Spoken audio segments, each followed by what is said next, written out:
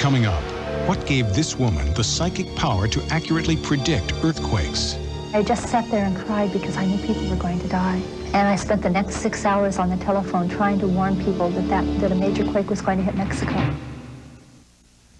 People who have been near death report many kinds of paranormal experience. After a miraculous recovery, a very special few claim to have new, unexplainable psychic powers. Powers they believe were bestowed upon them through a controversial phenomenon known as soul exchange. The soul that is in the body leaves. Another totally different soul comes in. The idea of an exchange was explained to her. If she really wanted to die, that would be fine, but why should she die? Because it was a perfectly good body. A total of 13 separate sounds that I hear all the time. When the sound changed, an earthquake would happen within 72 hours. I think they are tuning into another dimension of experience that is normally closed off to us. The concept is known as soul exchange, or as the walk-in phenomenon. In a soul exchange, one soul leaves the physical body and a new soul walks in.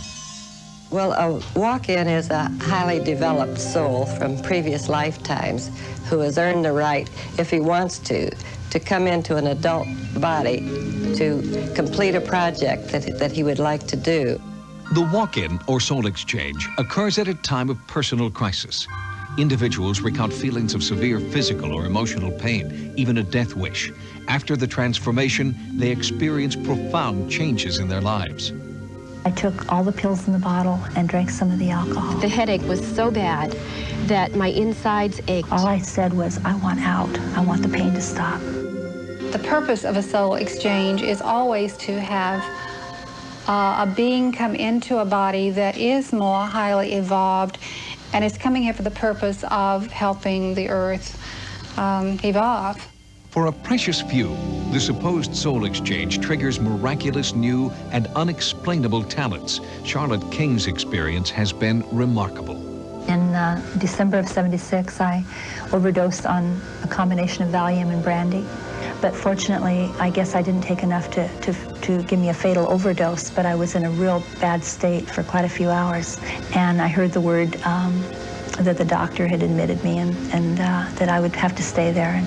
And I was in kind of a drugged sleep, a very drugged sleep. And a few hours later, I all of a sudden became real full of energy, just a burst of energy.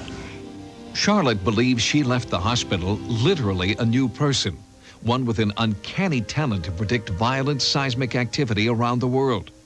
She began to hear sounds no one else could hear and had nearly unbearable pains throughout her body.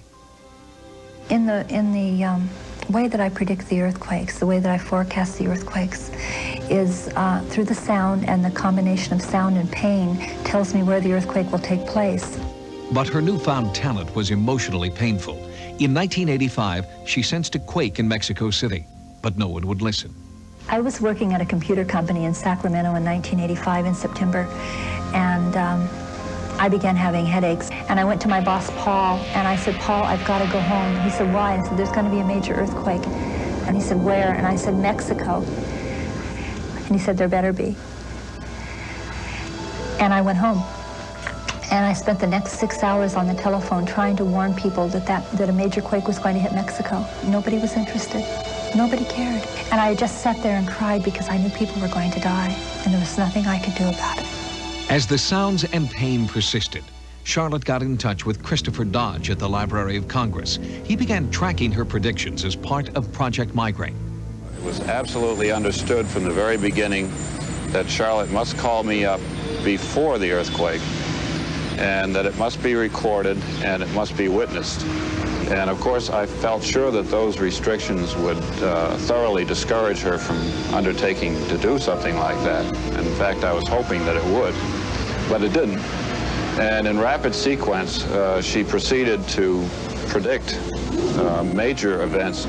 I called Chris on the phone and said, Chris, all hell's going to break loose. I said, Mount St. Helens is going to have a major change within 72 hours. And he picked up the phone and called the Volcano Center, and they said, absolutely not, there's no activity. And the next day, Mount St. Helens went on eruption alert. And it blew a few days later in April. Over time, I would say that her track record for quakes that she has reported into me has been between 7 and 8 on a scale of 10, or in other words, 70 or 80%. And in some cases, with Mount St. Helens, I'd say that she has been 100% accurate. Charlotte predicted the recent earthquakes in Southern California and now believes the big one is coming. I think there's a real possibility that there's going to be a lot more activity down there. There's just a whole different feeling to this series of earthquakes, both in Northern and Southern California, that have been occurring since April the 23rd. Charlotte believes her amazing predictions are due to a soul exchange. Skeptics doubt that soul exchange exists, but Charlotte's 70% accuracy rate is testimony to the transformation in her life.